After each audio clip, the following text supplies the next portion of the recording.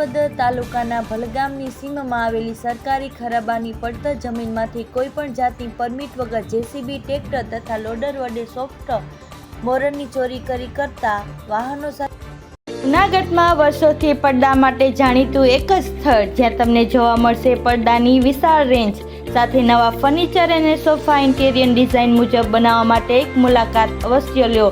તળાવ દરવાજા સહયોગ ચેમ્બર સામે જૂનાગઢ. કુલ 38,81,589ના મુદ્દામાલ સાથે કુલ 7 ઇસમો પકડાયા.